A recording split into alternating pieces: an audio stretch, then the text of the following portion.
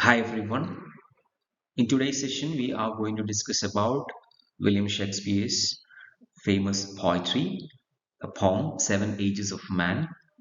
As you all know, William Shakespeare is one of the most celebrated writers in English literature.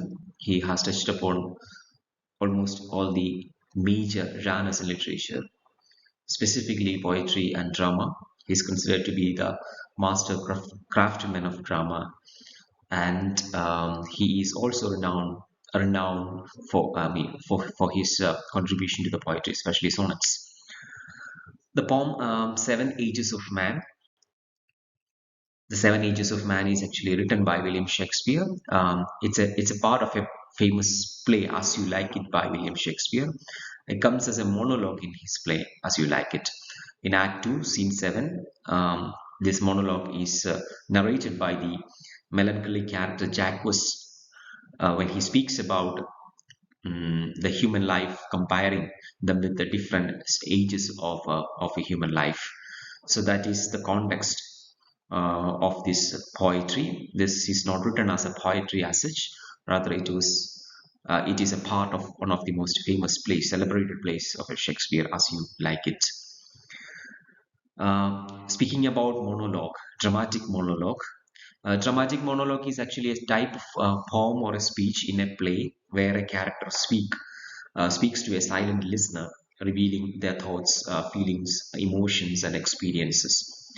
It is a piece of dialogue by the character, can be in the form of poem or a speech, where uh, the dialogue is actually expected to be listened by the audience in order to make them understand what's happening on the stage, or maybe sometimes, in the case of this particular dramatic monologue, the character Jacques wanted to express what is happening in his mind, or maybe wanted to share his thoughts about various aspects of life, various features of life, so that he has presented it in the form of of a of a dialogue. It is a form of a literary expression, one of the famous forms of literary expression we frequently find in plays from 17th and 16th century, where a single character delivers an extended speech, often addressing a specific situation or reflecting on a particular moment, allowing the audience to gain insights into the character's inner thoughts, motivations, emotions, and feelings. That is briefly about dramatic monologue. Now let's get into the poetry itself. Poetry, we find Shakespeare suggesting seven ages, seven stages in the life of every human being, which he thinks or assumes to be there in every human being's life.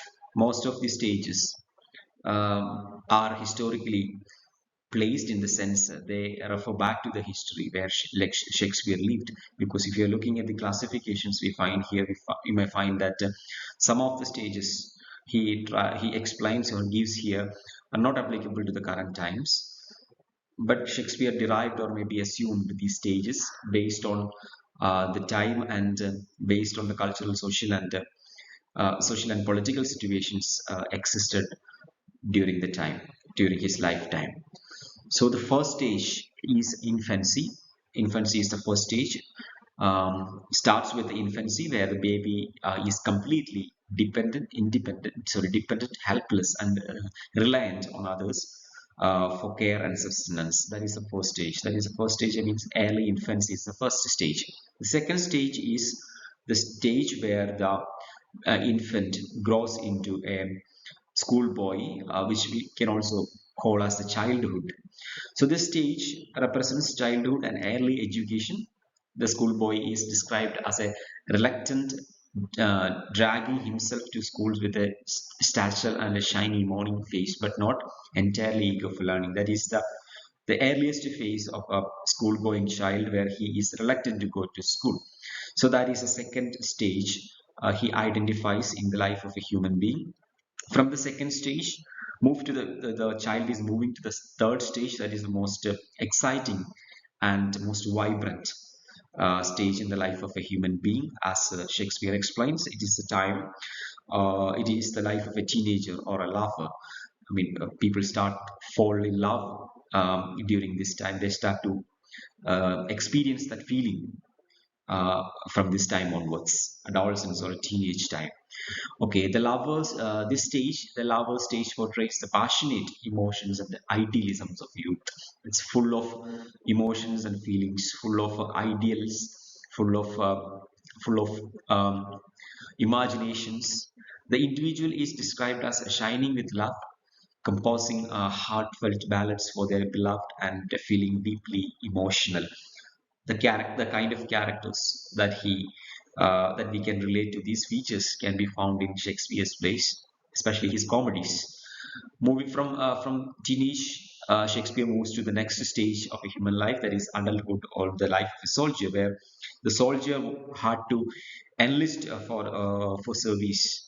Back then in 16th and 17th century, it was a kind of a compulsory military service prescribed for everyone. So it was a must. It was compulsory, and that is why he has included this particular stage. And it is used to describe the time of adulthood because that is a time everyone thinks that they have to do something. They are full of energy and vigor, and they have to go out and explore the world using their energy and passion. So, in this stage, he depicts the adulthood. The characteristics of a soldier is associated with this. It signifies a phase of ambition, honor, pride, and something that reckless or maybe foolish can be done because in pursuit of fame and recognition. It is a time where most of us are thoughtless. We don't think much about the consequences. We act more than thinking. We are rather less rational on what we have to do or what we are doing. And from the adulthood, the time of passion and energy, we are moving to the next stage, that is the maturity, the time we start to realize what exactly this world is. It's also the time when we get more aware of our rights and we become more proactive in engaging with the activities of society as a citizen, as a mature citizen.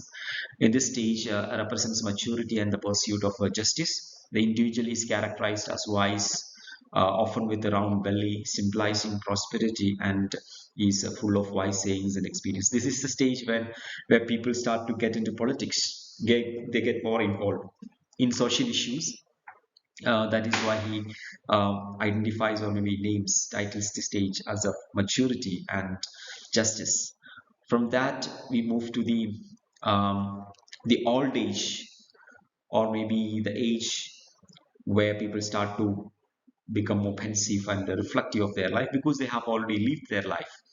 Most part of their exciting life, most efficient part of their life is already lived. So this is the time they start to withdraw from all kind of adventures. And it is called old age. This stage signifies old age and the decline of the physical power. That is one of the major characteristics of this age. We start to lose our physical strength, our body start to disintegrate, become more and more weakened. The person becomes feeble, starts to wearing slippers, spectacles, because of a residing sight and experiencing loss of physical strength and agility.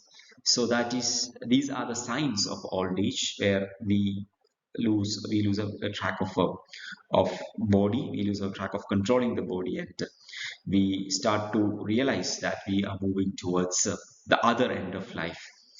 The last stage, that is also called senility. Um, that is the last phase of the old age, nearing to the death.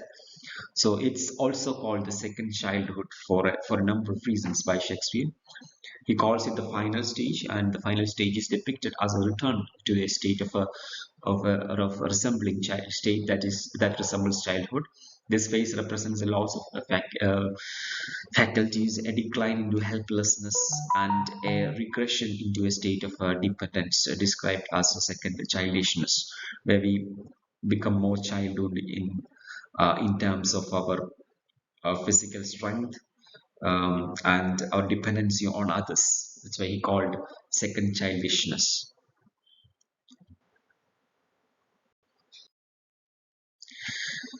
For Shakespeare, each of these stages represents a different phase of human life, highlighting the various experiences, emotions, and changes that individuals undergo from infancy to old age, ultimately putting an end to the life, ending in a stage of a decline and vulnerability, total dependence.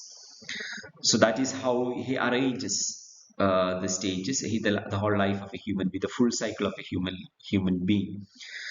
And if you're looking more deep into the poetry, we can have a lot of insights about different aspects of human life. Each and every stage gives us new insights and ideas about even how do we conduct the life in the current times.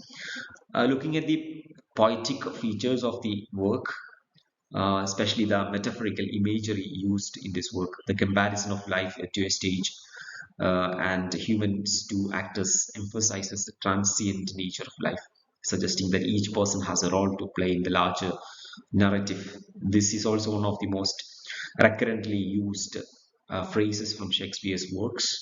The whole world is a stage, and comparing human beings as actors.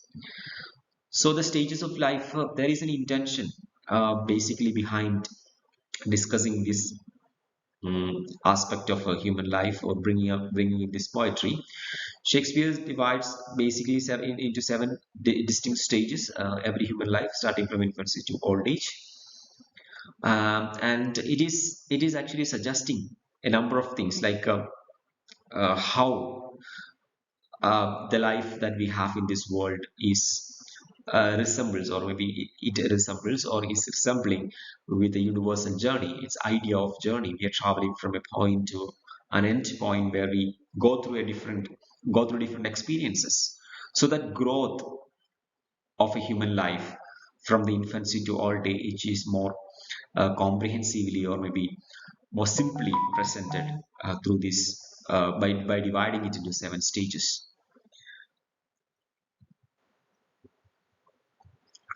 The themes that we locate in this poetry are more universal themes. It applies to every context, every human being. The speech basically touches upon universal themes such as innocence of infancy, the trails of youth, the passions of love, the responsibilities of love, the responsibilities of adulthood, the wisdom of old age, and eventual decline or disintegration into frailty and oblivion, forgetfulness. So these themes, if you're looking at each and every theme he has discussed in these seven stages of life, or seven stages of life, you might find it quite interesting that almost all these themes applies to every human being. These are generic themes, universal themes, especially the way he discusses the cycle of the nature of human life. He specifically wanted to convey this idea that the human life is cyclical in nature. He highlights the cyclical nature of life, where individuals go through a series of transformations, eventually returning to a state resembling infancy, a concept captured in the phrase second childishness. The poem also discusses about human kinds of fragility, how fragile we are, fragility, how weak, how vulnerable we are when we are nearing our death, our end. The final lines of the monologue underscores this vulnerability and frailty of the fragility of human existence, emphasizing the loss of a physical and mental facilities in old age, leading to a state of helplessness and dependency, complete dependency. It is also important, or maybe interesting, to look at the theme of transience and futility, because throughout the speech there is an underlying theme of this, of the feeling of the fleeting of nature of life, and the ultimate futility of human pursuits, suggesting that life is transient and all individuals ultimately face mortality and return to nothingness. So this idea of fleeting and contingent nature of life as a more fluid, life as something that is very unexpected, unpredictable. It's moving, always mobile, is something that he stresses on in the second part of this poetry. He also looks at the reflective human experiences. For instance, if you're looking at this monologue resonates with the audience across generations. I have already mentioned. It applies to, or it appeals to, it connects with people from different generations, people from different places and time, because it encapsulates the shared human experience and the inevitable passage of time, reminding us of the universality of these stages of our life. So this poetry is more of a reflective of human experience that is quite common and general to everyone. That is what makes his poetry more appealing to everyone. That is why it is being widely taught in different languages in different countries. So in brief, the whole poetry speaks generally about human beings. It gives more clarity about how do we conduct life in this world, through which all stages we are passing, and what are our points of focus, or maybe what are the kind of functions that we do in each and every stages, and how do they define our character, our functions, or maybe our activities, our actions in different stages, how do they define our character or maybe subjectivity. And finally, stating that human beings life is something that is quite defined in terms of its beginning and end, because it begins in a particular way for everyone and it ends almost in a particular similar way for everyone. So the whole process of life is brought into 7 stages by Shakespeare, by connecting it with the audience, bringing in different kinds of experiences again and narrating them in detail. That is about this poetry, 7 Ages of Man. I hope you would enjoy reading this poetry. Thank you.